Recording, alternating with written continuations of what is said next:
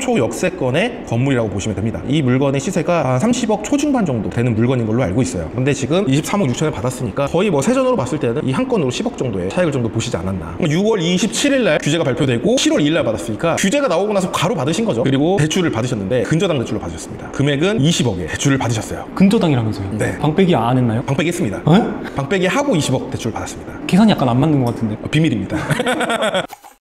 안녕하세요, 고물주님. 안녕하세요. 최근 다가구 대출이랑 관련해서 위기가 곧 기회다라고 말씀하셔서 바로 카메라를 켰습니다. 왜 지금이 기회라고 하시는지 궁금합니다. 사실 제가 왜 이런 얘기를 하냐면 이게 그냥 뜬구름 잡는 소리가 아니에요. 정부에서도 정책을 할 때 예전에 과거의 역사를 보잖아요. 아, 이런 부분들을 했더니 이런 부작용이 생겼네. 그러니까 이런 부작용을 만들지 않기 위해서 어떤 규제를 하거나 어떤 정책을 펴야겠다 하려고 이제 과거와 역사를 우리가 항상 보는 건데, 과거에 있는 규제가 실패를 했어요. 근데 그 실패한 게 뻔히 나와 있는데 결과가 똑같은 규제를 하는 건 말이 안 되겠죠. 그렇기 때문에 다른 형태로 규제가 나옵니다. 결국에는 이 경매 시장에서도 이런 부분들에 대한 불확실성 때문에 더 기회다라고 볼 수가 있는 거죠. 특히나 지금 많이들 질문을 하시는 게 대출 규제가 나왔죠. 627 규제가 나오면서 그 며칠 뒤에 사업자 대출을 관련해서 확인을 하겠다. 그래서 지금 이미 사업자 대출이 있으신 분들도 문제가 되지 않나? 이런 불안함을 떠시거든요. 근데 이미 낙찰 받으신 분도 불안함을 떨고 있으면 낙찰 받으려고 하시는 분들은 얼마나 더 불안하겠어요. 그러니까 이게 곧 우리한테는 기회다라는 거죠. 그러면은 이렇게 규제가 있고 난 뒤에 낙찰 받으신 사례가 혹시 있을까요? 그렇죠. 그 이후에도 낙찰 받으신 사례가 있습니다. 24 타경 44-618 사건인데요. 경기도 안성시 당황동에 위치한 다가구 주택이에요. 감정가가 5억 5,800이에요. 근데 지금 한번 떨어져서 3억 9,100만 원까지 떨어졌는데 5억 200에 단독으로 낙찰 받으셨어요. 저희 수강생 분이 이 근처에 계속 거주를 하셨었어요. 그래서 이쪽 동네에 대한 분위기라든지 확장성이라든지 이런 것들을 알고 있어서 미래 가치를 보고 낙찰을 받으신 분이고요. 이게 2001년에 준공된 건물입니다. 그런데 저희 수강생분은 올 리모델링을 할 계획을 가지고 이 물건을 낙찰을 받으셨어요. 그래서 이렇게도 지금 낙찰 받은 사례가 있고요. 방금 그거는 건물 자체가 6억이 안 되니까 대출 받는 데는 큰 문제 없으셨을 것 같거든요. 혹시 더 금액이 큰 건물도 있을까요?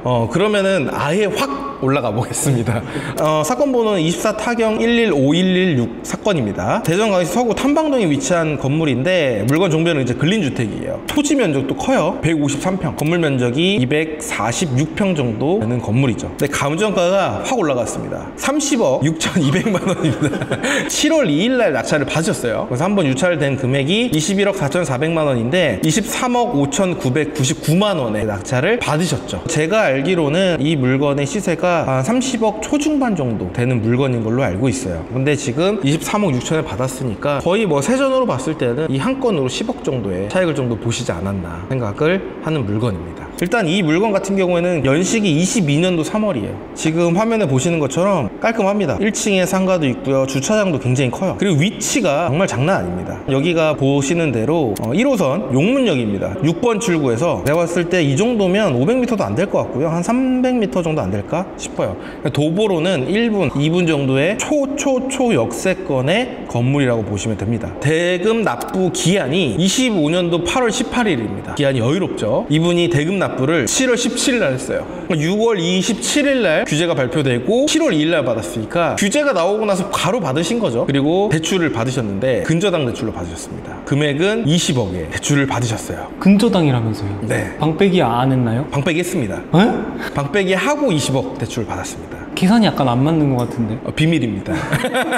실제로 이제 저랑 같이 대출 관련해서도 계속 이야기를 나눴거든요. 낙찰 받고 다음날 대출 승인을 받았어요. 오히려 이 시기가 딱 규제가 나온 시기라서 은행들이 이런 시기잖아요. 이런 시기에 또 낙찰을 받으셨고 지금 이 물건은 근저당으로 대출을 받으실 거라서 전세를 또 놓을 수도 있겠죠. 근데 전세를 안 놓으실 계획이에요. 그래서 전부 다 월세를 놓는다 하더라도 보증금을 2천, 3천, 5천 이런 식으로 받을 수 있기 때문에 가구수만 쌓여도 금방 3억 정도, 4억 정도가 돼요, 보증금이. 그렇기 때문에 투자금도 많이 들지 않은 상태에서 이 물건을 투자를 하셨죠. 그리고 이제 하나 더 있습니다. 24 타경 5363 사건이고요. 대전광역시 동구 용전동에 위치한 물건인데 물건 종별은 이제 근린주택이고요. 토지 면적은 72평이고 건물 면적이 이제 120평 정도 되는 건물입니다. 감정가가 10억 2,100만 원 정도가 됩니다. 네, 한번 유찰돼서 7억 1,500만 원까지 떨어졌는데 8억 6,159만 원에 낙찰을 받으셨어요. 차순위랑은 159만 원 차이로 낙찰을 받으셨고요. 사용 승일은 2017년에 준공된 물건이기 때문에 준신축급의 물건이라고 보시면 되고요. 제가 듣기로는 거의 순이익이 300 후반에서 400만 원 정도 이자를 제외하고 남는 물건으로 제가 알고 있고, 시세는 감정가 정도로 한 10억 정도 되는 걸로 제가 알고 있습니다. 제가 낙찰받은 수강생분들 한 분 한 분을 다 알 수밖에 없잖아요. 얼굴을 다 보게 되고 제가 직접 코칭을 할 때 또 전화를 해서 이야기를 또 듣다 보니까 정말 길게 할 때는 1시간 반 정도 통할 수도 있어요. 그러면 이제 이런 부분들 이야기를 또 많이 듣잖아요. 그래서 이 낙찰 받으신 분 한 분 한 분이 다 기억이 나요.